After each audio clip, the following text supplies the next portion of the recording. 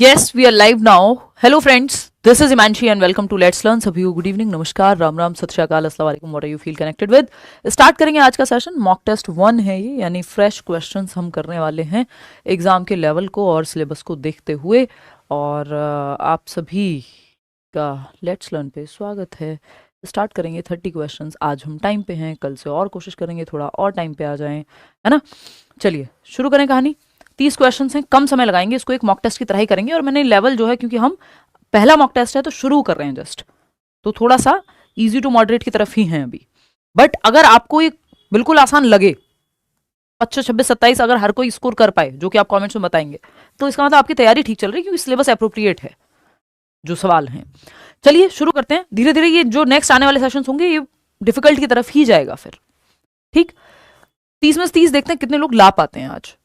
25 plus तो आने चाहिए। अगर आप इस समय अगर 25 प्लस नहीं आ रहे हैं इस टेस्ट में, तो मतलब हम कहीं मिस्टेक कर रहे हैं समझने में क्वेश्चन को।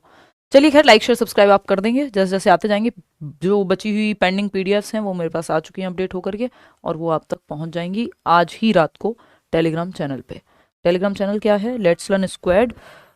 ये एक ओरिजिनल मतलब चैनल पे जाइएगा, किसी कॉपी पेस्ट चैनल पे मत चले जाइएगा। 9 लाख या 10 लाख के आसपास हम लोग वहाँ होंगे, तो किसी fake Telegram channel, fake website, इन सब से बच के रहना है। चलिए खैर आगे बढ़ते हैं। क्वेश्चन नंबर 1 आपके समक्ष है और आप इसका जवाब फटाक से देंगे पोल में, ठीक है जी। क्वेश्चन नंबर लाइक शेयर कर दीजिएगा आप जैसे जैसे आते जाएंगे, कि भाई टेस्ट लगा लो, थोड़ा सा पेपर जो है नज़दीक आ रहा है, ठीक। क्वेश्चन नंबर 1 क्या है? असर्शन यानी अभिकथन। और 20 तारीख को हम मैराथन कर रहे हैं, तो 20 जनवरी रात को 9 बजे देखिएगा। तो असर्शन यानी अभिकथन। Regular interaction with parents helps teachers understand learners socio cultural backgrounds, यानी माता पिता से नियमित संवाद शिक्षक को विद्यार्थियों की सामाजिक सांस्कृतिक पृष्ठभूमि समझने में सहायता करता है।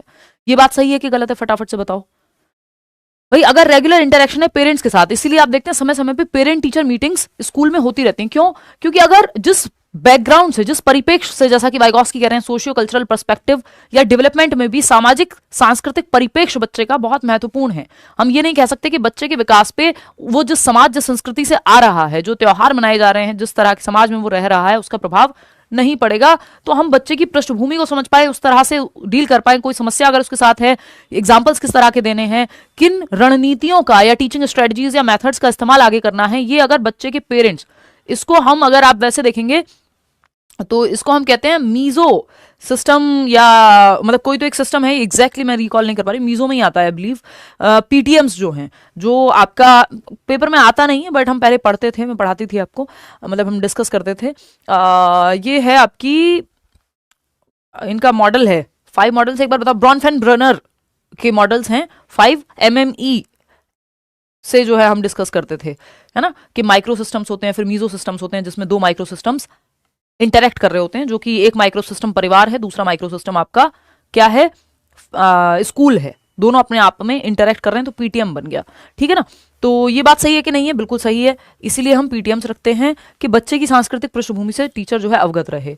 रीजन क्या है इसका? Learning is influenced by social, cultural and emotional factors beyond the classroom, यानी जो अधिगम है, सीखना है, वो केवल कक्षा तक सीमित नहीं है, बल्कि सामाजिक, सांस्कृतिक व भावनात्मक कारकों से भी प्रभावित होता है। अगर घर में शोर है, बहुत लड़ाई रहती है, या फिर बच्चे का एक पेरेंट नहीं है, सिंगल पेरेंट चाइल्ड है, तो ये सब चीजें बच्चे के अधिगम को प्रभावित करेंगी। तो टीचर को उस तरह से डील करना होता है कि किसी बच्चे के घर में अगर मान लो डेथ हुई है, या कोविड में इतनी सारी डेथ्स लोगों के घर में हुई है, या किसी के माँ बाप हैं या पिताजी हैं जो बहुत ही बीमार रहते हैं, है ना, या वो किस पृष्ठभूमि से आता है, किसी की आर्थिक स्थिति बहुत खराब हो सकती है ना, आसपास कुछ और हो सकता है, कोई जीवन में घटना घटी हो, कोई हो सकता है कोई रेप विक्टिम भी क्यों ना हो, सेक्सुअल अब्यूज हुआ हो किसी बच्चे के साथ।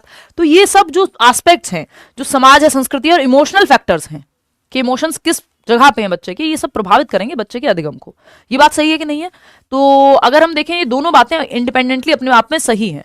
तो पूछा है कि रेगुलर इंटरेक्शन पेरेंट्स के साथ और टीचर्स, पेरेंट्स और टीचर्स का हेल्प करता है बच्चे की सोशियो कल्चरल बैकग्राउंड को समझने में। और ये समझने से क्या होगा? क्योंकि लर्निंग इन्फ्लुएंस होती है social, cultural and emotional factors से, इसलिए समझना जरूरी है, ठीक। तो ए भी करेक्ट है, आर भी करेक्ट है, और आर जो है ए का सही एक्सप्लेनेशन भी है, लेकिन नॉट लिखा हुआ है पहले ऑप्शन में, सेकंड के साथ जाएंगे, जो कि 68% लोग सही जवाब दे भी रहे हैं। ए और आर दोनों सत्य हैं, और आर ए की सही स्पष्टीकरण भी है। अब थोड़ा सा स्पीड में चलेंगे, इसको एक मॉक टेस्ट की तरह हमको लेना है ना।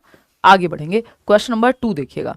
ये क्या कहता है भाई, a student continues working on a science project even after the teacher announces that it will not be graded.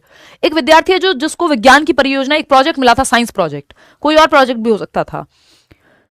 बच्चा है एक, बाकी सारे बच्चे हो सकते हैं, 5 बच्चे हों, बट एक बच्चा है जो उस प्रोजेक्ट पे लगा हुआ है, जबकि टीचर ने कह दिया इसके नंबर नहीं मिलेंगे, अपनी मर्जी है, करना है तो करो।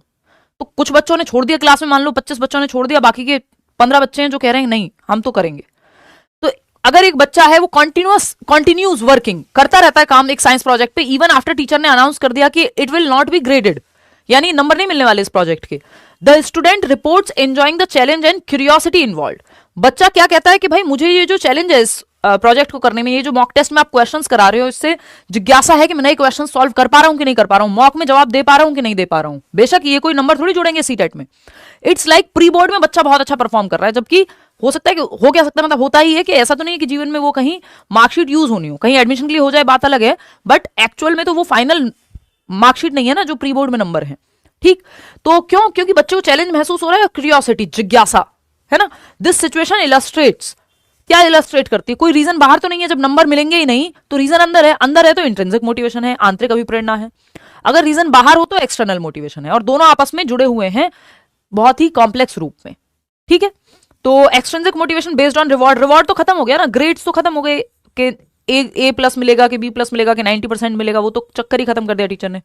Instrumental motivation for future goals, यानी भविष्य के लक्ष्यों हेतु साधनात्मक, तो आगे आने वाले उसके लिए इंस्ट्रूमेंटल मोटिवेशन है, इंस्ट्रूमेंट बनेगी ये मोटिवेशन। क्यों भाई, हमें क्या पता, आगे हो सकता है किसी और फील्ड के कोई टास्क मिलने वाले हों। Intrinsic motivation driven by interest, बच्चे की रुचि है उस काम में तभी वो चैलेंज महसूस कर रहा है, क्यूरियस है, जिज्ञासु है, Joy of learning, learning for the sake of learning, सीखने का जो रीजन है वो अंदर है बच्चे के। डी ऑप्शन क्या है, negative motivation due to fear of failure, number तो मिल ही नहीं रहे, फेल होने का तो डर ही नहीं है, तो C option is the right answer, या थर्ड ऑप्शन जो है आपका वो सही है। आगे बढ़ेंगे क्वेश्चन नंबर 3 पर, which statement best differentiate learning from development. भाई लर्निंग एक प्रोसेस है, डेवलपमेंट एक प्रोसेस है, लर्निंग हम process and product as well बोल देते हैं कई बार, तो लर्निंग और डेवलपमेंट के बीच का अंतर कौन सा एक स्टेटमेंट है जो डिफरेंशिएट कर पाता है, सीखना और विकास में सही अंतर कौन सा है, या अधिगम और विकास में, या अधिगम एवं विकास में। लर्निंग और डेवलपमेंट क्या है, हम बात करते हैं ना लर्निंग का रिश्ता क्या कहलाता है डेवलपमेंट के साथ, यानी लर्निंग की जब हम बात करते हैं तो लर्निंग का क्या रिश्ता है डेवलपमेंट के साथ, ये हम पहले ही चैप्टर में हमेशा डिस्कस करते हैं, यूट्यूब पे भी ये बात हुई थी, अगर आपने वो डेमो सेशन भी देखा होगा तो आप बता पाओगे। ठीक है ना, तो सीखना और विकास में सही अंतर कौन सा है, तो learning is qualitative, development is quantitative. अधिगम गुणात्मक है और विकास मात्रात्मक है। 50% लोग ए ऑप्शन कह रहे हैं सही, अटक गए आप, जबकि छोटा सा प्यारा सा क्वेश्चन है, गलत जवाब दे रहे हैं आप। किसने कह दिया लर्निंग क्वालिटेटिव ही होती है, क्वांटिटेटिवली नहीं हो सकती लर्निंग, हो सकती है भाई। आपने कल से कितना बेहतर आज आप भाग पाए, आपने रनिंग सीखी और कल आपने 100 मीटर को कंप्लीट किया था 1 सेकंड में, 3 सेकंड में, वॉट एवर, 1 किलोमीटर गए थे आप 2 मिनट में, 5 मिनट में, और कल गए थे 5 मिनट लगे थे आपको 1 किलोमीटर जाने में, आज आपने 2 मिनट में चले गए, तो क्या ये क्वांटिटी में मेजरेबल नहीं है, बिल्कुल मेजरेबल है। तो लर्निंग क्वांटिटेटिव भी हो सकती है, क्वालिटेटिव ही क्यों होगी, क्वालिटेटिव भी हो सकती है but it can be quantitative as well. ठीक, तो मात्रात्मक भी हो सकती है, सिर्फ गुणात्मक होगी ये किसने कह दिया भाई, मात्रा तो माप सकते हो ना, जब आपको नंबर मिल रहे हैं किसी चीज के तो इसका मतलब लर्निंग को तो मापा तो जा सकता है, सारी चीजों को लर्निंग में मापा जा सकता है, ये जरूरी नहीं है। विकास मात्रात्मक है ये भी कहना गलत हो जाएगा, क्योंकि विकास तो दोनों है, क्वालिटेटिव और क्वांटिटेटिव दोनों है, और अगर एक चूज करना पड़े तो हम गुणात्मक चूज करते हैं, समझ रहे हो। तो ऐसे गलत गलत जवाब दोगे कैसे चलेगा। Learning is a relatively permanent change due to experience, हाँ ये लर्निंग की एक परिभाषा है, लेकिन ये लर्निंग की एकमात्र परिभाषा नहीं है कि अधिगम अनुभव के कारण होने वाला अपेक्षाकृत स्थायी परिवर्तन है, कि आपने इंग्लिश बोलना सीखा, एफर्ट किया, प्रैक्टिस किया और आपके व्यवहार में परिवर्तन हो गया, अब आप इंग्लिश का जवाब इंग्लिश में दे देते हैं। या आपने साइकिल चलाना सीख लिया, व्यवहार में परिवर्तन है, अब वो वैसे वाला व्यवहार नहीं है कि वर्बल व्यवहार की बात नहीं हो रही है यहाँ, तो ये बात तो सही है, ये बिहेवियरिस्टिक व्यवहारवादी एक परिभाषा है, बट बाकी के ऑप्शंस भी देखेंगे। Development depends only on schooling, ये तो हम नहीं कह सकते कि लर्निंग या डेवलपमेंट सिर्फ स्कूलिंग पे बेस्ड है, तो जो स्कूल नहीं गया उसका विकास नहीं हुआ, फिर तो कबीरदास कभी कबीरदास नहीं होते, है ना। एल्बर्ट आइंस्टाइन, ये आपके थॉमस एल्वा एडिसन जिनको स्कूल से निकाल दिया गया था, तो वो भी फिर कभी जो है खोज नहीं कर पाते, समझ रहे हो। तो ये तो वैसी बात हो गई कि अगर स्कूल में ही हो रही है लर्निंग और डेवलपमेंट, तो जब स्कूल में नहीं जा रहे थे जो लोग, तो वो कभी स्मार्ट ही नहीं है। Development always occurs faster than learning, विकास हमेशा तेजी से होता है लर्निंग के, ये तो इस पे डिबेट है। पियाजे कहेंगे भाई डेवलपमेंट से लर्निंग होती है, और वाइगोत्स्की कहेंगे लर्निंग लीड्स या प्रोसीड्स डेवलपमेंट। तो ये तो डिबेटेबल बात है। तो एक ही ऑप्शन है जो बिना डिबेट के यहाँ पे एक सिंपल डेफिनेशन है लर्निंग की कि अधिगम अनुभव के कारण होने वाला व्यवहार में लगभग स्थायी परिवर्तन है, कि जब आपने कोई चीज सीख ली तो ऐसा नहीं आप कल भूल जाएंगे, एफर्ट और प्रैक्टिस करके। डेवलपमेंट में कुछ चीजें स्वतः होती हैं और ये दोनों इंटर रिलेटेड हैं, इंटरडिपेंडेंट हैं, एक दूसरे को प्रभावित करते हैं। कि मैंने कुछ सीखा, मैंने भाषा सीखी एफर्ट और प्रैक्टिस करके, और भाषा जो है एक उम्र पे सीखी जाएगी, 6 महीने में तो नहीं सीख सकते हो आप, कितनी लैंग्वेज आएगी 6 महीने के बच्चे को, तो ये भाषा मेरा विकास में मदद देगी। दोनों इंटरडिपेंडेंट है, इंटर रिलेटेड है। तो second option is the right answer over here. Question number 4 देखेंगे, ये क्या कहता है, a teacher notices that a learner is unable to solve a word problem independently. यानी एक टीचर ये नोटिस करता है कि एक बच्चा है जिसको एक वर्ड प्रॉब्लम दी गई है। वो नहीं होते कि इतने सेब हैं एक टोकरी में, बचपन में जो आप मैथ्स में सवाल करते हो ना, वर्ड प्रॉब्लम्स दी जाती हैं। तो एक वर्ड प्रॉब्लम अगर बच्चे को दी गई है, इंडिपेंडेंटली उसको सॉल्व करने को कहा गया है, लेकिन वो कर नहीं पा रहा खुद से, है ना। However when the teacher provides guiding questions, जब गाइडिंग क्वेश्चंस टीचर जब संकेत देता है, गाइड करता है, examples and prompts, the learner gradually begins to solve similar problems on their own. बच्चा जो है खुद से स्वयं हल करने लगता है इस तरह की सिमिलर समस्याओं को, जब टीचर से उसे हिंट या क्यूज या जहां पे वो अटक रहा था उस तरह से मदद मिल जाती है। तो 89% लोग सही जवाब दे रहे हैं। Over time the teacher reduces support, धीरे धीरे टीचर सपोर्ट हटा लेता है जब वो अटकता नहीं है और खुद से करने लगता है काम को। According to Lev Vygotsky, this learning process most appropriately reflects, क्या दर्शाती है, एक्चुअल डेवलपमेंट। देखिए एक्चुअल डेवलपमेंट जो सो कॉल्ड हम कह देते हैं, वो दर्शाता है कि जितना आप स्वयं से कर लेते हैं बिना मदद के। तो ये तो है नहीं कि बिना मदद के यहाँ काम हुआ हो। लर्निंग थ्रू क्रिटिसिज्म है, क्या है इनके लिए, ये क्रिटिसिज्म है। अटकी है क्या वीडियो, तो क्यों अटकी है ये, जब यहां से सब कैसे चल रहा है, ओके ठीक चल रहा है, तो आपने रिफ्रेश ही नहीं किया होगा, है ना। चल, अच्छा नहीं चल रहा, अरे यार हुआ क्या ये इश्यूज नहीं चाहिए यार हमें, है ना। चलो खैर अभी देखना, हाँ पता नहीं यहाँ से तो सब ओके ही था, ये 60 FPS किया हुआ था। चलो खैर, तो मैंने एक्सप्लेन कर दिया, फिर से आपको बता देती हूँ कि यहाँ पे हिंट दे करके सिखाने की बात हुई है। मुझे लग रहा है आज शुरू से ही बफरिंग है। हिंट देख करके सिखाने की बात हुई है कि बच्चा जब इंडिपेंडेंटली कोई चीज करने लगेगा तो ये मदद आप हटा लेंगे। और बायोलॉजिकल एस्पेक्ट यानी जैविक परिपक्वता या जेनेटिक्स को, जीन्स को तो वाइगोत्स्की ने इग्नोर ही किया है, ये तो इनका क्रिटिसिज्म भी है। तो जोन ऑफ प्रॉक्सिमल डेवलपमेंट में बच्चा स्कैफोल्डिंग यानी टेम्परेरी मदद के साथ कितना खुद से सॉल्व कर पा रहा है, वो थर्ड ऑप्शन में ही बताया गया है। क्वेश्चन नंबर 5 देखिएगा आप और बताइएगा। क्वेश्चन नंबर 5 क्या कहता है, in a classroom a teacher encourages student to justify their answers।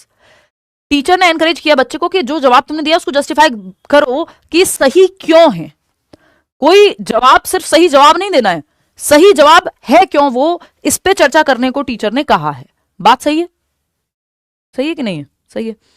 अब अगर जब यहां पे जस्टिफाई करने को कह दिया, यानी अपने जवाब को जस्टिफाई करेगा बच्चा कि क्यों सही है। रिफ्लेक्ट ऑन देयर मिस्टेक्स, अपनी गलतियों पे रिफ्लेक्शन यानी चिंतन मनन करे। कंपेयर मल्टीपल सॉल्यूशन स्ट्रेटजीज, कितने तरीके हो सकते थे अलग अलग ढंग से कैसे उस सवाल को सॉल्व किया जा सकता था, इस बात पे चिंतन करे बच्चा। And build new understanding bye connecting concepts with prior knowledge, और एक नई अंडरस्टैंडिंग बनाए पुराने प्रीवियस ज्ञान को जोड़ते हुए। The teacher does not focus merely on correct answers but on the thinking process involve. अब टीचर जो है सिर्फ सही आंसर पे जोर नहीं दे रहा, वो सही क्यों है इस बात की थिंकिंग प्रोसेस पे जोर दे रहा है। इसका मतलब टीचर का ध्यान बच्चे की थिंकिंग जगाने पे है, क्रिटिकल थिंकिंग को विकसित करने की बात हो रही है। This classroom approach most strongly reflects which learning theory, किस तरह की लर्निंग थियरी में बच्चे की क्रिटिकल थिंकिंग, बच्चे को एक्टिव रखा जाता है, रिफ्लेक्शन, थिंकिंग, इन सब पे जोर दिया जाता है। सेकंड ऑप्शन 89% लोग सही जवाब दे रहे हैं। देखिए व्यवहारवाद तो रिवॉर्ड पनिशमेंट पे फोकस करता है, तो ये तो यहीं खत्म हो जाएगा क्योंकि बच्चा तो एक्टिव है यहाँ पे। कंस्ट्रक्टिविज्म यानी रचनावाद, यस मीनिंग मेकिंग की बात करेगा, बच्चों को एक्टिव रखने की बात करेगा, प्रॉब्लम सॉल्विंग की बात करेगा। पियाजे वाइगोत्स्की इसी से बिलोंग करते हैं। क्लासिकल कंडीशनिंग नेगेटिव है, रोड लर्निंग नेगेटिव है। ऑप्शन ही एक बचता है, तो ऑप्शन ने क्वेश्चन को बना दिया आसान। Second option is the right answer. Question number 6 देखिएगा। स्टेटमेंट या असर्शन की जब हम बात कर रहे हैं तो ये है emotions influence attention, memory and motivation. यानी जो आपके इमोशंस हैं यानी संवेग हैं, वो आपकी अटेंशन, यानी आप कितना ध्यान देंगे किसी चीज पे। अगर आप पॉजिटिवली, आपके इमोशंस जुड़े हुए हैं कि यार ये टीचर अच्छा पढ़ाता है, मुझे पसंद है, तो मैं इसकी बात ध्यान से सुनूंगा या सुनूंगी। ठीक है। स्मृति, याद रखने की क्षमता, अगर आपके जो इमोशंस पॉजिटिव इमोशन है कि आपको जॉय महसूस हो रहा है सीखने में, तो आप वो चीज याद भी रखेंगे। अगर आपको कोई मूवी बहुत पसंद आती है तो आपको याद रहती है, डायलॉग बाय डायलॉग लोगों को याद रहती है। गाना जो आपको बहुत पसंद है वो पूरा पूरे लिरिक्स आप याद करके रखते हैं।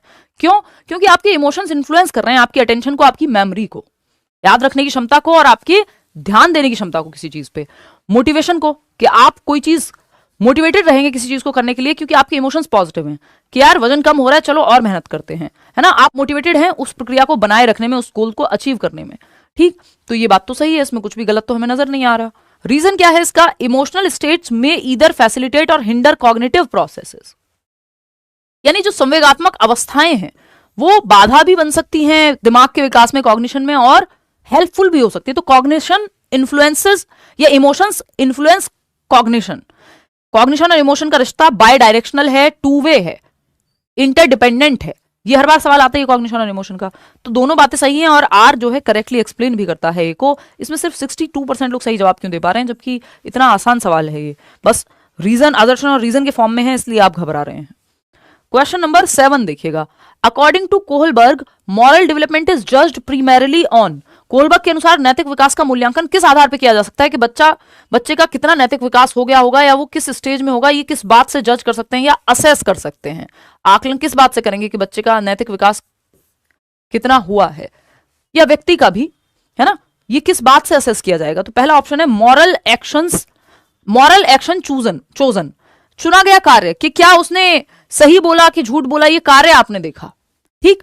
पहला है इमोशनल रिएक्शन, ये इमोशनली कैसे रिएक्ट किया। या फिर तीसरा रीजनिंग बिहाइंड द डिसीजन, यानी निर्णय के पीछे का तर्क, या सोशल अप्रूवल। देखिए इसमें जो सारा गेम है, अब आप लोग सही जवाब दे रहे हैं लेकिन 41% लोग ही सही जवाब दे रहे हैं, जबकि ये बेसिक सवाल है एकदम मॉरल डेवलपमेंट का कोहलबर्ग के, कि आपकी थिंकिंग प्रोसेस पे डिपेंड है कि आप रीजनिंग क्या देंगे। तो जो रीजनिंग लगाई जाती है वो ज्यादा महत्वपूर्ण है कोहलबर्ग की थियरी में, कि अलग अलग स्टेज में बच्चा अलग अलग या व्यक्ति अलग अलग रीजन देता है, वो रीजन डिपेंड करेगा। भाई एक 17 साल के बच्चे के लिए घर से भाग जाना प्रेम में पागल होकर के, पागल से मेरा मतलब एकदम वो भावनाओं में बहुत चढ़ गया है, तो वो एक सही डिसीजन हो सकता है, उसने रीजन दिया है, खुद को रीजनिंग दी है इस चीज को सही या जस्टिफाई करने की। चोर भी तो चोरी को जस्टिफाई कर देता है ना।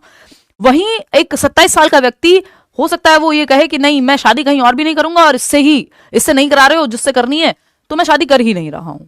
इसमें रीजनिंग डिफरेंट है, उसने ये नहीं सोचा चलो भाग जाते हैं। अब दोनों चीजें अलग हो सकती हैं, ऑफ कोर्स जिसकी जैसी सिचुएशन में, मैं सही और गलत में जज नहीं कर रही हूं, बट रीजनिंग डिफरेंट है। समझ रहे हो ना। 17 साल का व्यक्ति का पेट प्रेम से सिर्फ भर सकता है, 27 साल में आपको लगेगा नहीं रोटी भी चाहिए होती है, सिर्फ प्रेम से पेट नहीं भरेगा। तो रीजनिंग अलग है। देख रहे हो, एज के हिसाब से रीजनिंग बदलती है, कॉग्निटिव मैच्योरिटी के हिसाब से रीजनिंग बदलती है। इसलिए पियाजे की थ्योरी पे बेस्ड है कोहलबर्ग की थ्योरी, क्योंकि जैसे जैसे एज बदलेगी आपकी रीजनिंग की प्रोसेस बदलेगी और कॉग्निटिव मैच्योरिटी चेंज हो जाएगी, तो फिर आपकी थिंकिंग रीजनिंग चेंज हो जाएगी, तर्क करने की क्षमता अलग हो जाएगी। तो जो तर्क आप हो सकता है 3 की उम्र में देते थे कि 10वीं में किसी ने कहा भाई 11वीं आ गई है अब तो ब्रेकअप करना है क्योंकि पढ़ाई पे ध्यान देना है ना, और बाद में कोई सेम तर्क दे तो हो सकता है कि आप इस चीज को ना माने। तो रीजनिंग बिहाइंड द डिसीजन, निर्णय के पीछे का तर्क महत्वपूर्ण है, मॉरलिटी कितनी विकसित हुई है उस चीज के लिए। आगे बढ़ेंगे नेक्स्ट क्वेश्चन पे। नेक्स्ट क्वेश्चन क्या है? क्वेश्चन नंबर 8 है। A question like what would happen if schools had no examination. एक इस तरह का सवाल, कैसा सवाल? What would happen if schools had no examination promotes. ये किस तरह की थिंकिंग प्रक्रिया को प्रमोट करता है? यदि विद्यालयों में परीक्षाएं ही न हो तो क्या होगा? व्हाट इफ, ये किस तरह का सवाल है? दिशाओं में सोचने के लिए मजबूर करेगा बच्चे को। 84% लोग सही जवाब दे रहे हैं बिल्कुल। ये रिकॉल थोड़ी है कि याद करके बता दोगे कि हाँ ये तो हमें बचपन से पढ़ाया जाता है कि स्कूल ही ना हो तो कैसा हो, तो हम कैसे पढ़ेंगे। ये सिलेबस में थोड़ी होता है आपके स्कूल टेक्स्ट बुक में, तो याद रखने की बात नहीं है। कन्वर्जेंट थिंकिंग, भाई ये तो दिशाओं में सोचने को कह रहा है, और कन्वर्जेंट थिंकिंग में उल्टा होता है कि एक क्वेश्चन है, जैसे ये कन्वर्जेंट थिंकिंग का उदाहरण है, ये एमसीक्यू कि एक क्वेश्चन है, इससे 4 ऑप्शन है, 4 ऑप्शन से एक सही ऑप्शन पे आना है, तो ये सिकुड़ती हुई चिंतन प्रक्रिया होती है अभी सारी, है ना। तो यहाँ पे आपको दिशाओं में सोचना पड़ेगा कि अच्छा सोचो, स्कूल ही ना हो दुनिया में तो बच्चे कैसे सीखेंगे, कैसी होगी दुनिया, सुबह उठ के स्कूल नहीं जाना पड़ेगा। कोई बच्चा कहेगा मैं तो बहुत खुश हो जाऊंगा, कोई बच्चा कहेगा मैं दादी नानी से सीख लूंगा, मैं अपने पापा जी से सीख लूंगा, मैं फलानी चीज सीखूंगा, मैं ये करूंगा। तो दिशाओं में सोचने की बात आएगी जब हम कहेंगे इस तरह का कि व्हाट इफ सिनेरियो हमने दे दिया कि बच्चा इमेजिन करेगा, आप दिशाओं में सोचेगा। तो ये डाइवर्जेंट थिंकिंग है, आउट ऑफ द बॉक्स सोचना है, लीक से हट के सोचना है। मेमोराइजेशन यानी याद करना, ये याद करने वाला सवाल थोड़ी है कि इसका कोई उत्तर पहले से रटा हुआ होगा किसी के पास। तो ये एनालिटिकल थिंकिंग भी लगेगी, इसमें बच्चा अलग अलग दिशाओं में सोचेगा, एनालिसिस करेगा बाद में कंक्लूजन पहुंचने के लिए। क्वेश्चन नंबर 9 देखिएगा, स्टेटमेंट है treating all students identically does not ensure equity. यानी ये इंक्लूसिव एजुकेशन से सवाल है आपका कि आप सारे बच्चों को एक जैसा ही ट्रीट करते हैं, बराबरी, सभी विद्यार्थियों के साथ समान व्यवहार आप कर रहे हैं। तो सभी विद्यार्थियों के साथ समान व्यवहार करना समानता की गारंटी नहीं है, या समता की गारंटी नहीं है, अगर मैं कहूं तो इक्विटी की गारंटी नहीं है। तो कोई कह रहा है मैं तो सोती रहूंगी, बहुत बढ़िया जी। तो यहां आ जाओ, Kumbhakarna, treating all students identically does not ensure equity, ये बात सही है कि गलत है, खुद बताओ भाई। ये बात जो है सही है एकदम, क्योंकि अगर आप सारे बच्चों को आइडेंटिकली एकदम सेम ट्रीट कर रहे हो, कि एक बच्चा है जो व्हील चेयर पे आता है उसको भी आप सेम ट्रीटमेंट, एक बच्चा है जो गिफ्टेड है उसको भी सेम ही सवाल देते हो, एक बच्चा है जो बेचारा बहुत धीमे सीखता है उसको भी सेम ही सवाल देते हो, सबको पूरी तरह से सेम ट्रीट करना इक्विटी नहीं है, नीड के हिसाब से ट्रीट करना इक्विटी है। समझ रहे हो कि एक बच्चा है जो विजुअली इंपेयर्ड है, जिसको देखने में समस्या है, उसको आगे बिठाओगे, उसमें इक्वालिटी नहीं लगेगी कि सारे बच्चे इक्वल हैं तुम भी पीछे बैठो, है ना, हर बच्चे को पीछे बैठना चाहिए या सारे बच्चे कहीं भी बैठ सकते हैं। वो फिर आपको इक्विटी नीड के हिसाब से देखना पड़ेगा। या रिजर्वेशन की जब हम बात कर रहे हैं फीमेल्स के लिए कितनी जॉब्स में है, तो वो इक्विटी बेस्ड है, इक्वालिटी नहीं। इक्वालिटी की बात जब करोगे जब दोनों बराबर तो खड़े हो, एक अगर पहले से ही नीचे है, महिलाओं को अगर बढ़ावा दिया ही नहीं गया तो पहले उनको ऊपर लाया जाएगा ना। तो जो मेंस्ट्रुअल लीव्स हैं या फिर जो आपकी मैटरनिटी लीव्स हैं वो इक्विटी बेस्ड हैं। रीजन क्या है इसका, लर्नर्स डिफर इन एबिलिटीज, बच्चे क्षमताओं में अलग होते हैं, अनुभवों में अलग होते हैं और बैकग्राउंड्स में अलग होते हैं। तो आपको वो सब ध्यान में रखना है। इसलिए हम ये नहीं कह सकते सभी बच्चों को बिल्कुल आइडेंटिकल, यानी देखिए इसका मतलब ये नहीं कि आप बराबर अवसर ना दें, इसका मतलब ये एकदम आइडेंटिकल मतलब सेम व्यवहार, डिट्टो सेम सबके लिए। आपको मेथड में चेंज या एडजस्टमेंट करना पड़ेगा, बच्चे के हिसाब से, बच्चे के अकॉर्डिंग एकोमोडेट करना पड़ेगा सिस्टम को, ठीक है ना। तो both true are explains A, first option सही है, 71% लोग सही जवाब दे भी पा रहे हैं। आगे बढ़ेंगे, क्वेश्चन नंबर 10 देखिएगा, ये क्या कहता है, हार्वर्ड गार्डनर प्रपोज्ड द, एक नंबर का क्वेश्चन आता है ये हार्वर्ड गार्डनर से। Howard Gardner proposed the theory of multiple intelligences, बहुबुद्धि का सिद्धांत, 8 प्रकार की बुद्धि दी है, to challenge the traditional understanding of intelligence, यानी जो पारंपरिक तरीका था कि नहीं आईक्यू जिसका ज्यादा है वही बुद्धिमान है ना, या इंटेलिजेंट तो वो है जो अच्छे नंबर ला रहा है, इस तरह के ट्रेडिशनल नोशंस को चैलेंज किया हार्वर्ड गार्डनर ने। Which of the following assumptions is most directly questioned by this theory, कौन सा एक अजम्पशन था जो पहले से चली आ रही धारणा थी जिस पे सवाल उठाया इस थियोरी ने। तो देखते हैं, 41% लोग थर्ड ऑप्शन कह रहे हैं, चलो देखते हैं ये कहां सवाल उठाया। क्या गार्डनर ने ये कहा कि हेरिडिटी और एनवायरमेंट दोनों से प्रभावित होता है अधिगम, मत पढ़ के समझो क्वेश्चन, वाह शाबाश, पीठ थपथपाओ अपनी। ये जो जवाब आपने दिया है ना 52% लोगों ने थर्ड ऑप्शन, भाई पढ़ो तो सही क्वेश्चन कहना क्या चाहता है। हार्वर्ड गार्डनर ने बहुबुद्धि सिद्धांत पारंपरिक बुद्धि की आवश्यकता अवधारणा को चुनौती देने के लिए प्रस्तुत किया कि जो पारंपरिक बुद्धि, जो ट्रेडिशनली सोचा जा रहा था कि नहीं जो मैथ्स में इंटेलिजेंट वो इंटेलिजेंट, जिसके नंबर ज्यादा आते हैं वो इंटेलिजेंट, यह सिद्धांत मुख्य रूप से किस धारणा पर प्रश्न उठाता है। तो इस धारणा पे थोड़ी प्रश्न उठाता है कि बुद्धि आनुवंशिकता और पर्यावरण दोनों से प्रभावित होती है, ये थोड़ी मना किया है उन्होंने कि जीन्स का कोई रोल नहीं है और दोनों का ही रोल है, ये थोड़ी इस चीज को चैलेंज थोड़ी किया है, इसको तो उन्होंने एक्सेप्ट किया हुआ है कि हेरिडिटी और एनवायरमेंट दोनों रोल प्ले कर सकते हैं। अब किसी में नेचुरल टैलेंट है कोई, तो कैसे एक्सप्लेन करोगे कि एनवायरमेंट से ही मिला है, सिर्फ हेरिडिटी से नहीं मिल सकता, मिल सकता है। तो इसको चैलेंज थोड़ी किया है, चैलेंज तो उन्होंने ट्रेडिशनल नोशन को किया है, तो ये तो गलत है जिसको आप सही कहने में लगे हुए हो। फर्स्ट ऑप्शन क्या है, intelligence develops gradually through maturation and experience, ऐसी इसको भी उन्होंने कोई चैलेंज नहीं किया। मैचुरेशन का मतलब हेरिडिटी और एक्सपीरियंस है एनवायरमेंट से, दोनों के उससे, और इंटेलिजेंस आपकी बेहतर हो सकती है, बिल्कुल सही बात है, इसको उन्होंने चैलेंज थोड़ी किया है। तो यहाँ पे आपको समझना है कौन सा सही नहीं है, किसको चैलेंज किया है। Intelligence is a single fixed ability that can be measured accurately through IQ test. Gardner का सीधा जो वार रहता है या फिर वो चैलेंज करते हैं, वो आईक्यू टेस्ट को डायरेक्टली चैलेंज करते हैं कि बुद्धि सिर्फ वो नहीं है जो आईक्यू स्कोर में आ रही है, व्यक्ति अलग अलग तरह से बुद्धिमान हो सकते हैं, कोई सिंगल फिक्स्ड एबिलिटी को बुद्धि नहीं कहते हम। इस चीज को उन्होंने, इस नोशन को, इस धारणा को चैलेंज किया है कि बुद्धि एक एकल या स्थिर क्षमता नहीं है, फिक्स्ड एबिलिटी नहीं है, इंक्रीमेंटल है। और दूसरा, लोग सिर्फ जो आईक्यू में स्कोर अच्छा ला रहा है वही इंटेलिजेंट नहीं है। हो सकता है कोई व्यक्ति जो है, अगर सचिन तेंदुलकर 10वीं करके जो है एक महान क्रिकेटर बन सकते हैं, तो इसका मतलब ये तो नहीं है कि उन्होंने जो है आपका पीएचडी नहीं की तो वो इंटेलिजेंट नहीं रहे। तो लोग अलग अलग तरह से इंटेलिजेंट हो सकते हैं। कोई म्यूजिक में इंटेलिजेंट हो सकता है, ए आर रहमान उसका उदाहरण है। कोई भाषा पे किसी की पकड़ हो सकती है, कोई स्पोर्ट्स में अच्छा कर सकता है, किसी का लॉजिकल मैथमेटिकल एबिलिटी अच्छी हो सकती है। तो 8 प्रकार की बुद्धि दी है ना उन्होंने। तो बुद्धि फिक्स है, एक ही तरीका है, आईक्यू टेस्ट ही बुद्धि को मापेंगे। इस चीज को उन्होंने डायरेक्टली टारगेट किया है और चैलेंज किया है। यही बात सही है।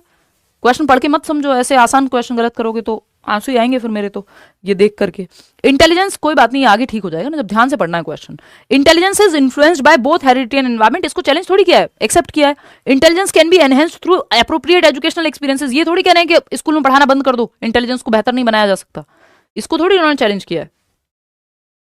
तो सेकेंड ऑप्शन, अनुभवों को तो ठीक ही मानेंगे वो। क्वेश्चन नंबर 11 देखिएगा। Which of the following classroom situations best represents the true spirit of inclusive education? यानी समावेशी शिक्षा को कौन सा एक ऑप्शन है जो सपोर्ट करता है, कौन सी रणनीति को, कौन सी रणनीति है जो समावेशी शिक्षा, inclusive education, education for all को सपोर्ट करती है? एज एनविजन्ड इन दी कॉन्टेम्परेरी एजुकेशनल पॉलिसीज, यानी जो आज के समय में समकालीन चलने वाली एजुकेशनल पॉलिसीज हैं। यहां नेशनल एजुकेशन पॉलिसी भी लिख सकता था, कोई बहुत बड़ी बात नहीं थी, जवाब सेम ही रहता। नेशनल एजुकेशन पॉलिसी 2020 भी लिख सकता था, ठीक है ना। तो द टीचर यूजेस कि नेशनल एजुकेशन पॉलिसी या शैक्षिक नीतियों में वर्णित समावेशी शिक्षा की वास्तविक भावना को सबसे बेहतर रूप से कौन दर्शाता है? कि हर बच्चे को साथ लेकर के चलो। इंक्लूसिव एजुकेशन क्या कहती है कि एक बच्चा है जो गिफ्टेड भी होगा, हर तरह का बच्चा आपके रेगुलर स्कूल सिस्टम में पढ़ सके, एजुकेशन फॉर ऑल। कि एक ब्लाइंड बच्चा भी सीख सके, गिफ्टेड बच्चा, एक जो स्लो सीखने वाला बच्चा है वो भी सीख सके, हर बच्चा क्लास में पढ़ सके, ये इंक्लूसिव एजुकेशन कहती है। बात सही है। तो पहला ऑप्शन है the teacher uses the same teaching method and assessment for all students to ensure equality. इसी की बात हमने अभी की थी कि इक्विटी या इक्वालिटी ये नहीं है कि बिल्कुल सेम मेथड सेम तरीका, सेम पेपर, सब कुछ सारे मेथड सेम कर दो हर बच्चे के लिए। नहीं भाई, बच्चा अलग अलग है तो उसको जांचने के तरीके भी अलग अलग होंगे। अगर कोई स्पोर्ट्स में अच्छा है तो उसको मैथ्स में थोड़ी जज करोगे। एक बच्चा हो सकता है ओरली अच्छा सुना दे, लिखने में उसको दिक्कत हो तो उस तरह से असेस कर लोगे। तो एक ही मेथड अपनाना सबके लिए गलत है। ये students with disabilities are taught separately using special materials. तो ये भी इंक्लूसिव एजुकेशन के अगेंस्ट चला जाएगा, सेपरेट कर दिया बच्चे को, सेग्रीगेट कर दिया इन्होंने। और segregation is against the law of nature, अलग थलग नहीं करना। थर्ड है the teacher adapts content strategies and assessment based on diverse learning needs of students. शिक्षक विद्यार्थियों की विविध सीखने की आवश्यकताओं के अनुसार विषय वस्तु, रणनीतियां और मूल्यांकन, यानी पढ़ाने के तरीके, क्या पढ़ाना है, मूल्यांकन कैसे करना है, इन सब स्ट्रेटजीज में बच्चे की नीड के अकॉर्डिंग अलग अलग मेथड्स, अलग अलग जो कंटेंट है और रणनीतियां हैं, इवैल्यूएशन तरीके हैं, वो अपनाना। यानी अडेप्ट करना या एकोमोडेट करना बच्चों के नीड के हिसाब से, है ना, बच्चों की नीड के हिसाब से। ये आप अगर बैच में एनरोल कर रहे हैं तो करियर विल ऐप डाउनलोड करके टीचिंग सेक्शन में जाके कई सारे बैचेस हैं, आप देख सकते हैं। देखिएगा एंड मोमेंट में आपको लगे की नोट्स पढ़ लेने हैं।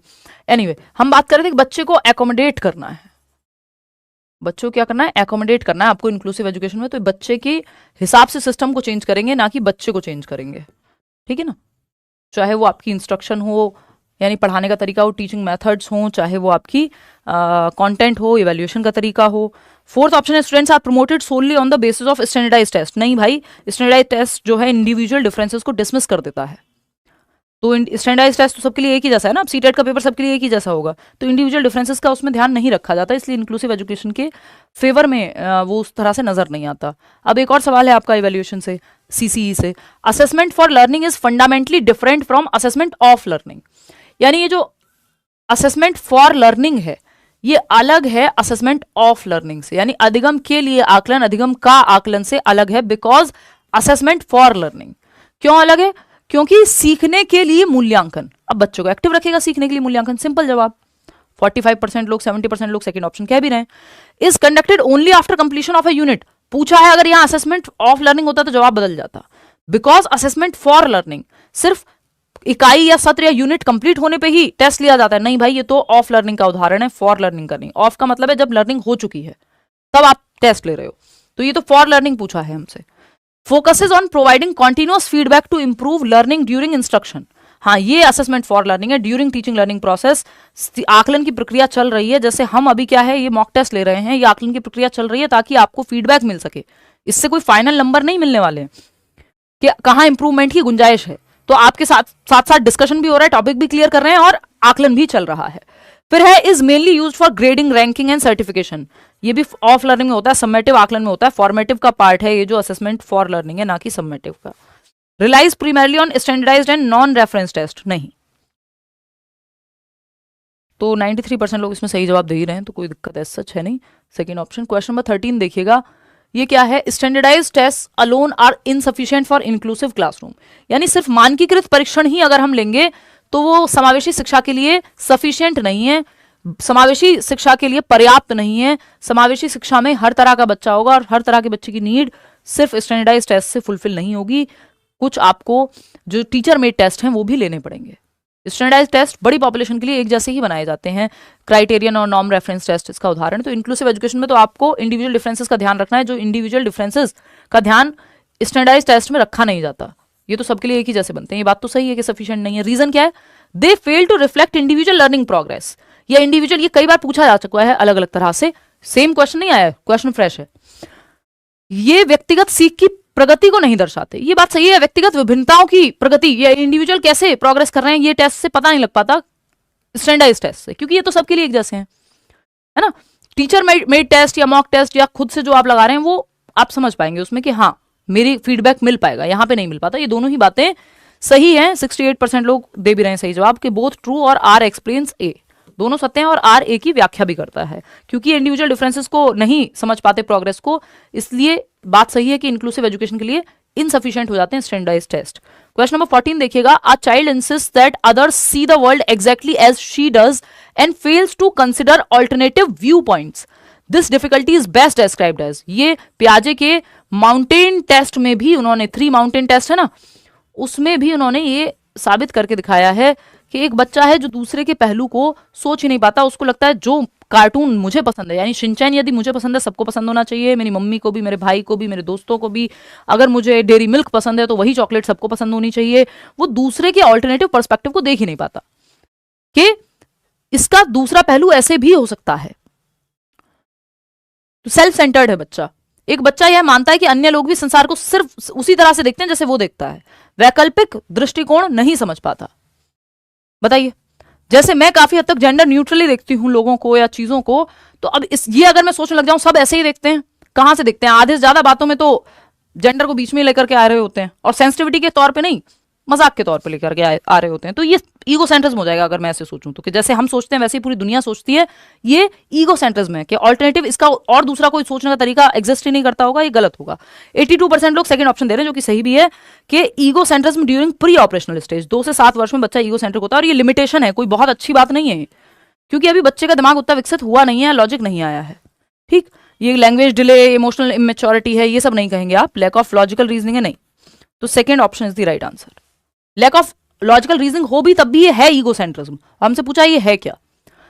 क्वेश्चन नंबर 15, और वैसे भी बच्चे में कमी नहीं निकालनी होती, पेडागोजिकल ऑप्शंस में बचना होता है बच्चे में कमी निकालने से, बच्चों को एक्टिव आपको देखना होता है। Prior knowledge is important in constructivist learning because, रचनावादी अधिगम जिसमें प्याजे, वाइगोत्स्की, ब्रूनर ये सब बिलोंग करते हैं, तो पूर्व ज्ञान को ये महत्व देते हैं, ओल्ड नॉलेज को, प्रीवियस नॉलेज को, कि जो बच्चों को आता था, प्रीवियस नॉलेज टेस्टिंग भी होती है ना, तो जो बच्चों को आता था उससे जोड़ के आप कुछ नया सिखाते हैं।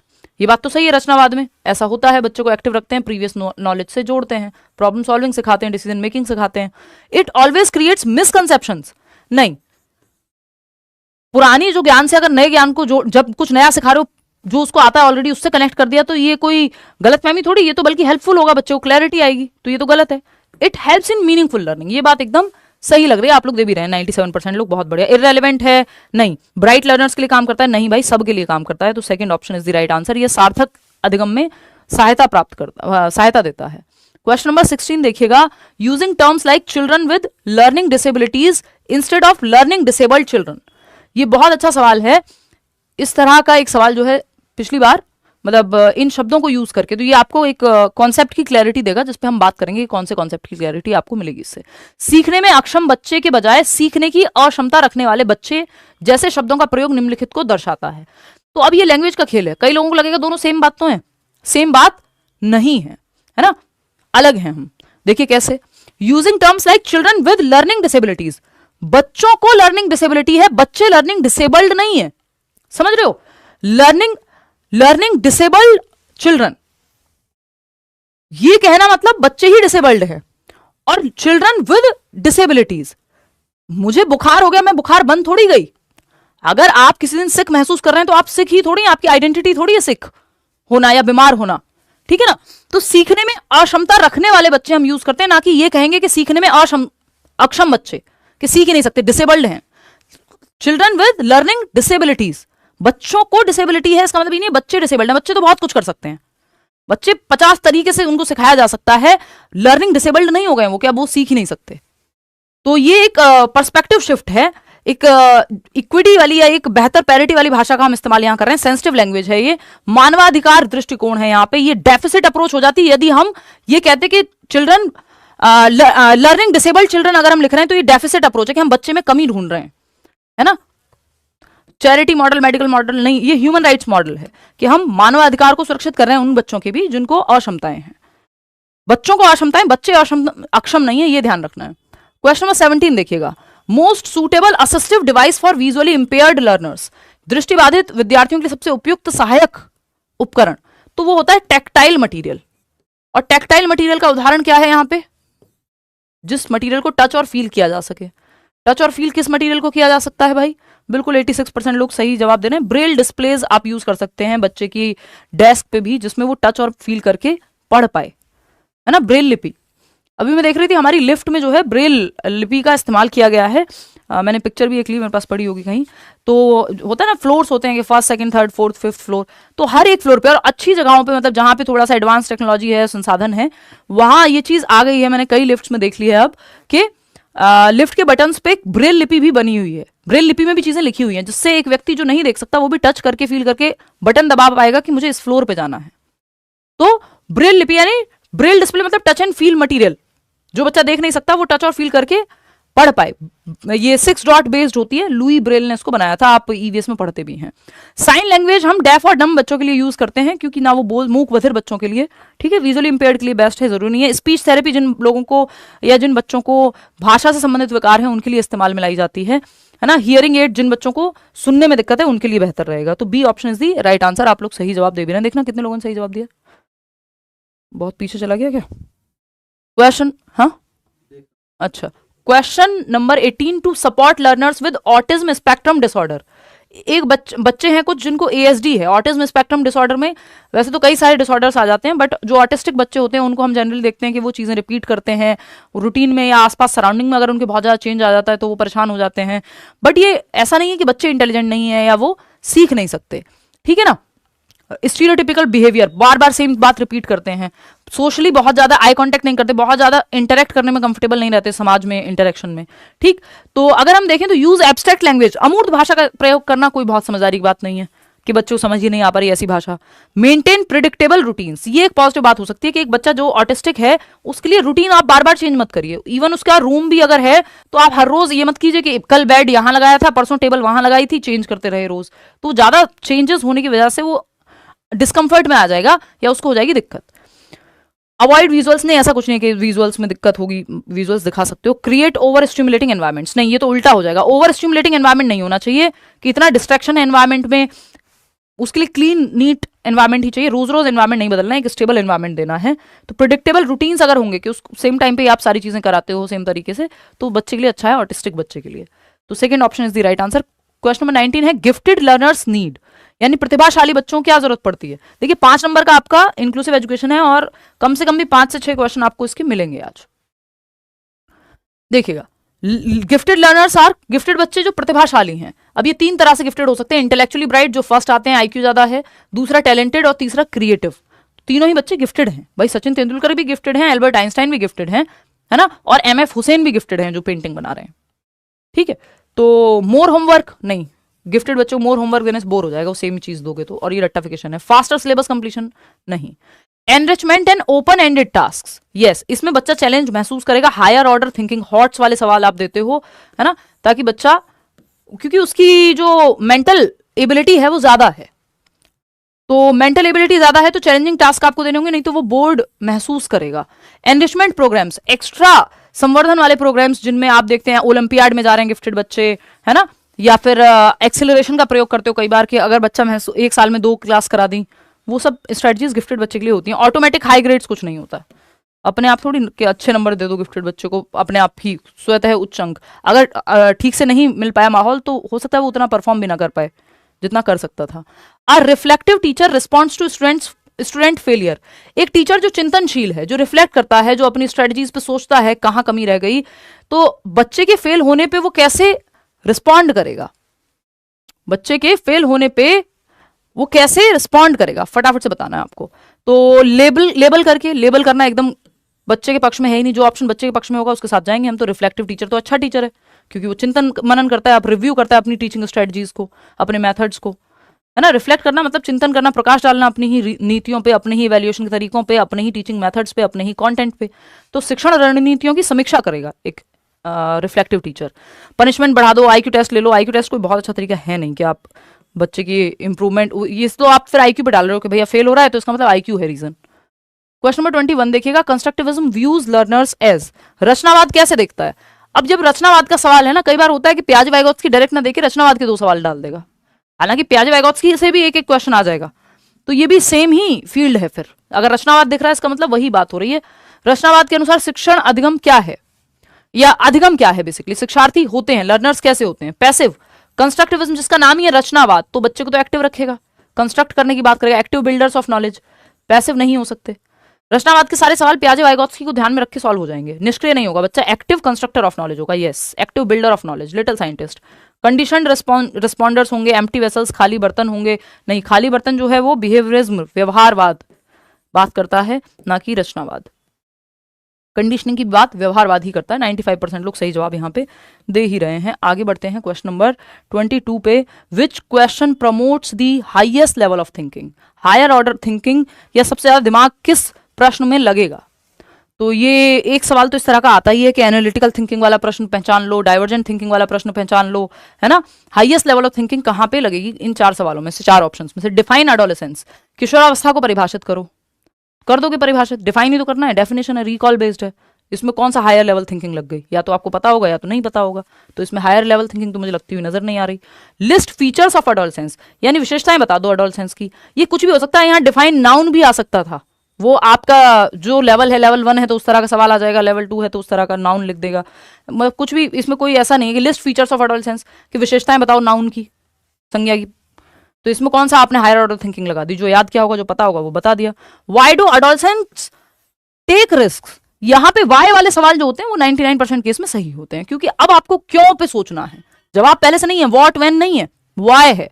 तो वाई वाला जो जवाब है वो हमेशा analytical thinking, higher order thinking, divergent thinking में ज्यादा आपको इन्वॉल्व करता है। तो किशोर जोखिम क्यों उठाते हैं भाई, ये एडोलेसेंट्स, टीनेजर्स जो हैं ऐसे ऐसे रिस्क ले लेते हैं, इनको लगता है कुछ होगा ही नहीं मुझे तो, क्योंकि वो एडोलेसेंट ईगो सेंट्रिज्म होता है एक हद तक, जहां इनको लगता है मैं तो इतना स्पेशल हूं, अपनी पर्सनल फेबल्स हैं, अपना एक इमेजिनरी ऑडियंस है, जहां इनको लगता है सारी दुनिया का ध्यान मेरे पे, मैं हूं दुनिया का centre. Name stages of development, ये तो नेम करना है तो रिकॉल बेस्ड है, इसी में सोचने पे जोर पड़ेगा। थिंकिंग प्रोसेस थर्ड ऑप्शन में ही जागेगी, जो कि आप 70% लोग ही सही जवाब दे पा रहे हैं, जबकि इतना आसान सवाल है, बस थोड़ा सा एडोलेसेंस लगा दिया तो आप घबरा गए। क्वेश्चन नंबर 23 देखिएगा, असर्शन क्या है, inclusive classrooms require differential instruction, differentiated instruction sorry, विभेदित अनुदेशन की आवश्यकता पड़ती है समावेशी क्लासरूम्स में। खुद सोचो रीजन क्या दिया है इसका, equity means responding to learner diversity, यानी इक्विटी का मतलब क्या होता है कि जो लर्नर डाइवर्सिटी है उसका रिस्पॉन्स में आपको बिहेव करना है, बच्चे की नीड के हिसाब से विविध तरीके अपनाने हैं। दोनों ही बातें सही है कि डिफरेंशिएटेड इंस्ट्रक्शन और इक्विटी का आप ध्यान रखते हैं डिफरेंशिएटेड इंस्ट्रक्शन में कि नीड के अकॉर्डिंग वेरिंग डिफिकल्टी लेवल, सिर्फ एक ही डिफिकल्टी लेवल पे नहीं पढ़ा रहे हैं, इजी क्वेश्चन भी है, मॉडरेट भी है, डिफिकल्ट भी है, तो हर बच्चे को आप इन्वॉल्व कर रहे हैं, अलग अलग मेथड्स अपना रहे हैं, एक ही मेथड से नहीं पढ़ा दे रहे हैं पूरी क्लास को। तो both true, A option is the right answer. 83% लोग सही जवाब भी दे रहे हैं। ठीक है, इसके साथ तो फिर इसमें कुछ एक्सप्लेनेशन ज्यादा रहता नहीं है। क्वेश्चन नंबर 24 देखिएगा, which classroom practice most effectively promotes intrinsic motivation. आंतरिक अभिप्रेरणा पे 2 सवाल आ जाते हैं, ये दूसरा सवाल है, कौन सी कक्षा रणनीति आंतरिक प्रेरणा को सबसे अधिक बढ़ावा देती है। वीकली रैंक लिस्ट निकाल दो, टेस्ट कराओ, तो ये इंट्रिंसिक को नहीं एक्सट्रिंसिक को बढ़ावा दे रही है। ये तो एक्सटर्नल मोटिवेशन, रीजन बाहर है ना, बाहर क्या है, नंबर या रैंक। रिवॉर्ड, ये भी रीजन बाहर है तो एक्सटर्नल हो गया, तो ये भी हटा और ये भी हटा, इंटरनल चाहिए हमको। ऑटोनॉमी एंड मीनिंगफुल लर्निंग, हाँ इसका रीजन बाहर नहीं है, स्वायत्ता, बच्चे का इंडिपेंडेंस और मीनिंगफुल लर्निंग, जो उसके लिए मीनिंगफुल हो, जैसे जिसमें उसको क्यूरियोसिटी हो, जिज्ञासा हो, वो सीख रहा है। सही लग रहा है। बार बार तुलना करना, कंपैरिजन, ये तो बाहरी रीजन है कि फर्स्ट कौन आ रहा है, सेकंड कौन आ रहा है। तो third option is the right answer. आप लोग सही जवाब दे भी रहे हैं, 93% लोग, बहुत बढ़िया। और क्वेश्चन नंबर 25 देखिएगा, विच of the following classroom practices most effectively supports social and emotional development through peer interaction. निम्नलिखित में से कौन सी कक्षा प्रथा सहपाठी संपर्क के माध्यम से सामाजिक भावनात्मक विकास को सबसे अधिक बढ़ावा देती है? यानी बच्चे का सोशियो इमोशनल डेवलपमेंट, समाज में यानी लोगों में, ग्रुप में अच्छा कर पाने का, एक दूसरे को समझ पाने की क्षमता पीयर इंटरेक्शन के थ्रू, अपने साथियों के साथ, अपने क्लासमेट्स के साथ, पीयर्स मतलब उसकी सेम एज के लोग हैं, अपने दोस्तों के साथ बेहतर हो पाएगा। कब? तो थर्ड ऑप्शन आप लोग कह रहे हैं। चलिए देख लेते हैं। बच्चा जहां एक्टिव है वो बात सही है। Individual seat work with minimum interaction, interaction का मौका ही नहीं दोगे तो कहां से सोशल डेवलपमेंट होगा? सिंपल है ना बात। फिर अगर हम बात करते हैं कॉम्पिटेटिव रैंकिंग एंड कंपैरिजन की, रैंक और कंपैरिजन से सोशियो इमोशनल डेवलपमेंट नहीं होगा, अलग थलग कर दोगे आप। स्ट्रक्चर्ड कोऑपरेटिव ग्रुप एक्टिविटीज, ये बात सही है कि आप बच्चों को ग्रुप एक्टिविटीज का जब मौका देंगे तो उसका सोशियो इमोशनल डेवलपमेंट होगा। ये वाइगॉत्स्की में भी हम पढ़ते हैं कि वाइगॉत्स्की कह रहे हैं ग्रुप एक्टिविटीज कराओ, बच्चे एक दूसरे से बहुत कुछ सीखते हैं। ठीक है ना। टीचर लेड लेक्चर्स ओनली, नहीं, ये गलत हो जाएगा कि सिर्फ लेक्चर जो है टीचर के द्वारा, ये टीचर सेंटर्ड हो जाएगा। तो third option is the right answer over here. Hopefully आप लोग समझ गए होंगे और 96% लोग सही जवाब दे भी रहे हैं। चलिए आगे बढ़ते हैं इसी बात पे। क्वेश्चन नंबर 26 देखिएगा, according to Vygotsky learning within the zone of proximal development is most effective when. ZPD के अंदर जो संभावित विकास का क्षेत्र है जहां बच्चा सीख सकता है यदि मदद मिल जाए, तो कौन सा इफेक्टिव आंसर होगा? Learners perform task entirely independently, नहीं, हेल्प के साथ। Task are far beyond the learners capability, अगर बच्चे की रीच से बहुत ज्यादा दूर के सवाल हो गए कि आपकी पहली क्लास है और मैं सबसे मुश्किल टॉपिक पे आपको सवाल दे दूं, तो ये रीच से बहुत दूर जाने वाली बात हो जाएगी कि पहला मॉक टेस्ट है और इतने मुश्किल सारे ही क्वेश्चन दे दिए कि ना तो सारे क्वेश्चन मुश्किल पेपर में आ सकते हैं, लेकिन दे दिए, मन है हमारा, फार बियॉन्ड जाएंगे। तो ये भी कोई बहुत ही अच्छा तरीका नहीं है जेडपीडी में सीखने का। Guidance is gradually withdrawn as competence increases, बच्चे की जैसे जैसे क्षमता बढ़ती जाती है गाइडेंस को हटा लिया जाता है। टेम्परेरी हेल्प है ना, क्योंकि पेपर तो आप खुद दे के आएंगे। तो प्रैक्टिस हो गई इनफ, जब हमें लग रहा है आपका कॉन्सेप्ट क्लियर होते जा रहे हैं, चलो भाई दूसरा सब्जेक्ट पढ़ेंगे फिर। रेपिटेशन एंड ड्रिल, ये तो इसमें तो रट्टाफिकेशन है। तो third option is the right answer. 82% लोग सही जवाब दे भी रहे हैं। स्कैप फोल्डिंग, और धीरे धीरे स्कैप फोल्डिंग टेम्परेरी मदद हटा ली जाती है जैसे जैसे बच्चा स्वयं से चीजें करने लगता है। जब आप साइकिल चलाना सीख जाएंगे तो पीछे से जो व्यक्ति पकड़ के भागता था वो नहीं भागेगा, अब आपको जरूरत नहीं है मदद की। पहले तो मम्मी पापा साथ में पकड़ के उंगली चलना सिखाते हैं ना, फिर हमेशा थोड़ी पकड़ के चलते रहते हैं उंगली, तो वो सपोर्ट हटा लिया जब आप खुद से करने लग गए चीजें। क्वेश्चन नंबर 27 देखिएगा, which is an example of dynamic assessment. यानी डायनेमिक असेसमेंट, या फिर मैं कहूं नेशनल एजुकेशन पॉलिसी की भाषा में 360 डिग्री आकलन की जब हम बात कर रहे हैं, या गतिशील मूल्यांकन की, यानी बच्चे का असेसमेंट बच्चा खुद भी करे, यानी सेल्फ असेसमेंट, पीयर असेसमेंट उसके साथी समूह भी करे, और टीचर असेसमेंट, तो ये डायनेमिक बन जाएगा, फ्लेक्सिबल बन जाएगा। तो एनुअल एग्जाम तो सिर्फ टीचर ही कर रहा है assess. Diagnostic test with mediation, हाँ यहां पे फिर भी हमें समझ आ रहा है। नॉर्म रेफरेंस टेस्ट में स्टैंडर्डाइज टेस्ट हो जाएगा आपका, एंट्रेंस टेस्ट नहीं। डायग्नोस्टिक टेस्ट विद मीडिएशन यानी diagnostic test with remedial teaching, कि डायग्नोस किया कहां समस्या है और फिर रेमेडी दी जहां जरूरत पड़ रही है। तो ये फ्लेक्सिबिलिटी है इसमें, इसको कई तरीके से पूछा जा सकता है सवाल को। तो 80% लोग सही जवाब दे भी रहे हैं। क्वेश्चन नंबर 28 देखिएगा, which classroom situation most appropriately represents discovery learning as proposed by Bruner. Bruner ने डिस्कवरी लर्निंग का एक कॉन्सेप्ट है, ये डायरेक्ट आपके सिलेबस में नहीं है बट पूछा जा सकता है, बेस्ड है इस पे चीजें, ठीक है ना। ब्रूनर वही व्यक्ति जिन्होंने एक्चुअल में स्कैप फोल्डिंग दी थी जिसको वाइगॉत्स्की ने यूज किया। ब्रूनर की थ्योरी है जिसमें एनएक्टिव लर्निंग, ये शायद आया भी है पिछली बार नहीं तो उससे पहले, मतलब आया हुआ है ब्रूनर पे एक क्वेश्चन। तो ब्रूनर ने डिस्कवरी लर्निंग स्पाइरल करिकुलम के कैसे प्रीवियस नॉलेज से नेक्स्ट नॉलेज जुड़ी हुई होती है, कैसे आप 6th क्लास में जो पढ़ते हैं वो 7th में और कॉम्प्लेक्स होता जाता है, ये स्पाइरल करिकुलम है ना। वर्तुलाकार पाठ्यचर्या है कि सिंपल टू कॉम्प्लेक्स जाते हैं हम, पहले कॉम्प्लेक्स टॉपिक नहीं पढ़ाए जाते, सिंपल से कॉम्प्लेक्स की तरफ जाया जाता है। डिस्कवरी लर्निंग बच्चा खोज करके सीखता है, ये भी ब्रूनर कहते हैं। और इन्होंने 3 स्टेजेस भी दी हैं जिसकी बात अगर हम यहाँ करना चाहें, जो कि कर लेते हैं, पूछ लेता है 1 नंबर में, है ना। तो ये है आपका एनएक्टिव लर्निंग। एनएक्टिव लर्निंग एज इसमें मैटर नहीं करती, मतलब दी हुई है वैसे उन्होंने एनएक्टिव लर्निंग। फिर है आपका इमेजिनेशन से रिलेटेड कुछ, तो इसको बोलते हैं ग्राफिक और समथिंग, एक बार याद आ रहा हो तो बताना मुझे। और लास्ट है आपकी सिंबॉलिक स्टेज। बीच वाला याद आ रहा है, सेकंड आइकॉनिक, राइट, इमेज नहीं आइकॉनिक, मतलब वही है उसका आइकॉनिक का, आइकॉनिक स्टेज। और इनएक्टिव में बच्चा एक्टिवली फिजिकल एक्टिविटी, आप देखते हैं बचपन में वो हर चीज को, उसको आप पेन दोगे, कोई खिलौना भी दोगे तो कुछ एक्टिविटी करेगा, उसके साथ खोल के देखेगा, तोड़ के देखेगा, सकिंग यानी मुंह में डाल के देख लेगा, तो वो इनएक्टिव लर्निंग है कि उसको हर चीज पे एक्टिविटी करके ही सीखेगा। आइकॉनिक में वो इमेजेस के थ्रू देख के सीखने लग जाएगा कि ए फॉर एप्पल बना हुआ है, तो इमेज के थ्रू उसको चीजें याद रहती हैं।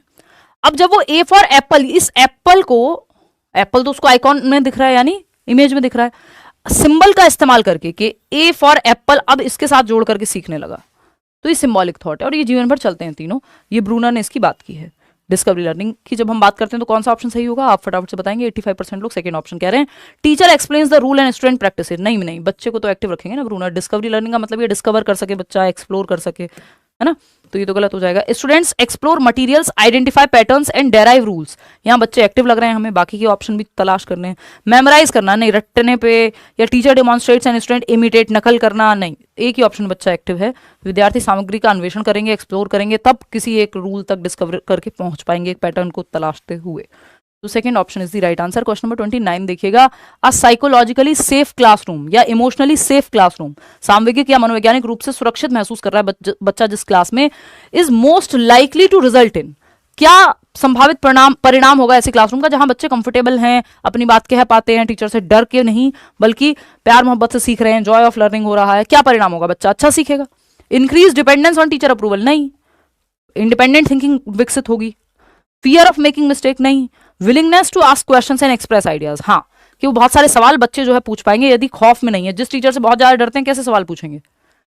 और अपने आप को व्यक्त करने की तत्परता रहेगी, जो सीखा होगा वो एक्सप्रेस करेंगे, अपने अनुभव शेयर करेंगे, भाई मैं ट्रिप पे गया था, छुट्टियों में ये हुआ था, तो वो एक्सप्लेन करेंगे। एक्सेसिव कंपटीशन नहीं, बच्चा एक्टिव रहेगा यहाँ पे क्योंकि खौफ नहीं है टीचर का, सेफ महसूस कर रहा है। क्वेश्चन नंबर 30, और ये कंस्ट्रक्टिविज्म में ऐसी क्लासरूम बनेगी, फैसिलिटेटर होगा जहां टीचर। क्वेश्चन नंबर 30 आज का आखिरी सवाल। विच of the following behaviours best indicates a self directed learner, यानी वो बच्चा जो सेल्फ डायरेक्शन दे पाता है, मेटाकॉग्निटिव एबिलिटीज, परासंज्ञान का इस्तेमाल कर पाता है। कौन सा एक ऑप्शन से आप पहचान पाएंगे कि निम्न में से कौन सा व्यवहार स्व निर्देशित शिक्षार्थी को सबसे अच्छे रूप में दर्शाता है। तो following teacher instructions exactly as given, जैसे टीचर से निर्देश मिले हैं वही आगे फॉलो करना है। सेल्फ डायरेक्टेड है, सेल्फ डायरेक्टेड तो खुद को दिशा देगा, ये तो टीचर से पूरी तरह से इंस्ट्रक्शन ले रहा है, तो ये तो नहीं होगा, डिपेंडेंट हो गया ये तो। Monitoring one's understanding and adjusting strategies, खुद वो कैसे चीजें समझता है इस बात की निगरानी करना, इस बात को मॉनिटर करना और फिर दिशा दे पाना, अपने मेथड्स को अपनाना कि भाई ये वाले सवालों में मुझे दिक्कत होती है तो इस टॉपिक को क्लियर कर लेता हूँ, यूट्यूब से सर्च कर लेता हूँ, अच्छा प्याजी की थियरी पढ़ लेता हूँ लेट्स लर्न पे। तो ये सेल्फ डायरेक्ट कर रहे हो आप खुद को, मुझे थोड़ी पता चलेगा कि आप कहाँ दिक्कत है, वो तो आपको भी पहचाननी है। मैं तो क्वेश्चन से आइडिया लगा करके जहां आप ज्यादा अटकते हो उसको ज्यादा एक्सप्लेन कर देती हूँ अपने एक्सपीरियंस के आधार पे, लेकिन हर एक इंडिविजुअल को ज्यादा पता होगा कि वो कैसे सीख रहा है। Completing task faster than peers, भाई ऑफलाइन में तो फिर भी पता रहता है, नहीं इसका मतलब ये नहीं है कि कंप्लीट कर दो दूसरों से जल्दी काम, तो वो बहुत सेल्फ डायरेक्टेड लर्निंग हो गई। गला काट कंपटीशन को या प्रतिस्पर्धा को आपको बढ़ावा नहीं देना है, कट थ्रोट कंपटीशन को। हाई स्कोर लाना, ये सब कोई बहुत बच्चे की फेवर वाली बातें नहीं है। सेल्फ डायरेक्टेड लर्निंग, बच्चा सबसे ज्यादा एक्टिव या थिंकिंग प्रोसेस, बच्चे का दिमाग जहां सबसे ज्यादा इन्वॉल्व होगा, बच्चा जहां सबसे ज्यादा सोचे, सबसे ज्यादा एक्टिव हो, वो ऑप्शन बेस्ट होता है पेडागोजी में। आउट ऑफ 30 क्वेश्चंस कितने आपने ठीक किए, 30 आउट ऑफ 30 भी आज तो आने चाहिए। एक ये सही सेट है, कुछ और मुश्किल क्वेश्चंस इसमें ऐड कर सकते हैं हम, बट वो मैंने जान के अवॉइड किए हैं क्योंकि लेवल एकदम ठीक है, टॉपिक सारे कवर हो गए हैं, थोड़ा और बढ़ा देंगे इसको विद टाइम। इसका पीडीएफ आपको हम दे देंगे टेलीग्राम चैनल पे, लाइक शेयर सब्सक्राइब आप कर दीजिएगा, ना किया हो तो बाकी बी योर ओन कांस्टेंट, दुनिया आपके साथ हो ना हो आप अपने साथ रहें, है ना, तो सब हो जाता है ठीक। आउट ऑफ 30 क्वेश्चंस कितने ठीक हो गए वो आप बताएंगे कमेंट्स में। 25 प्लस तो एटलीस्ट आपको लाने चाहिए, हालांकि लैंग्वेज कुछ कई क्वेश्चंस में आप फंसे भी हैं, ठीक है ना। तो आज के लिए इतना ही रखते हैं, कल मैं कोशिश करूंगी कि हिंदी पेडागोजी हम लोग डिस्कस करें, है ना। हिंदी पेडागोजी को लेकर के आप लोग परेशान हैं, हालांकि हिंदी और इंग्लिश की पेडागोजी सेम ही है, बट इंग्लिश से ट्रांसलेटेड होती है हिंदी में, तो हिंदी मीडियम वालों को ज़्यादा दिक्कत होती है अभी, तो हम वो डिस्कस करेंगे कल, ठीक है जी। 28, 29 बहुत बढ़िया, हमने आज फास्ट किया है इसको डिस्कस क्योंकि मॉक टेस्ट के रूप में ही रखा है इसको, ठीक है ना। ओनली 17, अभी तो आपको ज़रूरत है इम्प्रूवमेंट की। चलिए टेक केयर, बाय बाय। हाँ, इंग्लिश पेडागोजी का भी एक सेशन में लूंगी, डोंट वरी। चलिए टेक केयर, कल मिलते हैं 9 बजे, 9 सवा 9, आज तो सवा 9 शुरू कर दी थी, ऐसे ही कल भी शुरू कर देंगे 9:15 के अराउंड। Bye, good night.